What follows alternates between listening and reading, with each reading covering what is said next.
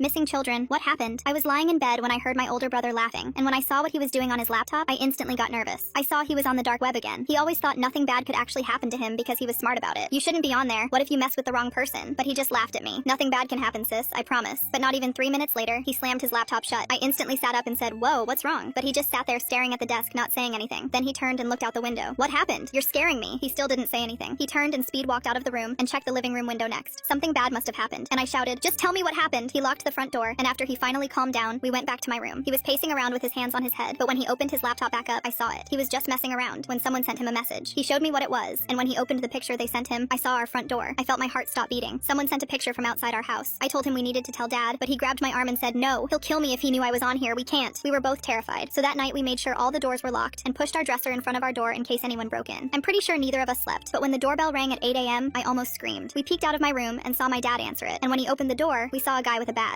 Sir, we're investigating suspicious activity on your home network. Did anyone use your Wi-Fi to access the dark web? Oh no, we were screwed. But weirdly, my dad lied to him. No, I don't think so. Our neighbors have been sketchy lately. They might be mooching our Wi-Fi. He looked into our house and saw us peeking out from my room, and when we made eye contact, something in my gut told me this was wrong. The man left, but my dad knew exactly what we were doing. My brother already knew he was grounded, and when my dad asked him what he was thinking, my brother broke down and told him everything. I'm sorry, please don't be mad. I didn't think they'd do anything. But my dad was so mad he told us he'd talk about it after school. I thought that would be the end of it, but halfway through my first class, our principal came and grabbed me from my classroom. There's a police officer here to see you, and when he walked me to the office, I saw him. I instantly got a bad feeling because there were 2 men waiting for me, and one of them was the same guy who showed up at our house this morning. There's an emergency at your house. We need to take you there immediately. I asked them what happened, but they wouldn't say anything. Just come with us. We'll explain everything on the way. I didn't want to go with them, but when they showed my principal their badges, he told me to go. I walked outside with them, but weirdly their police car didn't have any stickers or lights on it. It was just black with tinted windows. I thought about turning around and going back, but he grabbed my arm and made me get inside. As soon as he slammed the door shut, I knew this was a mistake. It didn't look like a police car at all. We started driving, but they wouldn't tell me what happened. Please, where's my brother? I'm scared. But they looked forward. They locked the doors and we drove past my street. You're not seeing him for a long time. And that's when I realized they weren't police officers. I started crying thinking I'd never see them again, but then I heard the car beeping. They were low on gas. They were arguing, but eventually turned into a gas station. I sat there crying, wondering where my brother was, until I saw the cop car pull up next to us. Both of them instantly got nervous. I knew this was my only sign for help. I took a deep breath and was about to yell and get their attention, but right before I did, I felt something sharp press into my stomach. I looked down and saw one of the men was pressing a knife into my stomach. He told me to stay quiet, and while I watched the only people who could save me drive away, I basically accepted my life was over. We started driving again, but they started arguing. They saw her face, man! If we kill her, they'll know it was us! It was your fault we were out of gas! Then they pulled over, opened the car door, and threw me out. They drove away, and I had to run back to the gas station with my wrists tied together. I'm very lucky to be alive.